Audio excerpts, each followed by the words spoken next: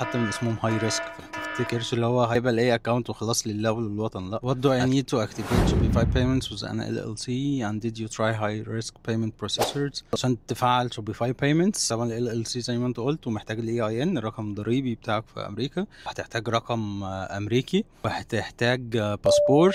الشوبيفاي ستور بتاعك يكون اوبتمايزد وكويس جدا، ويكون باين عليه انه بروفيشنال، وفيه كل البيجز بتاعت برايفسي بوليسي وتيرمز اوف يوز والشيبنج بوليسي تبقى مكتوبه.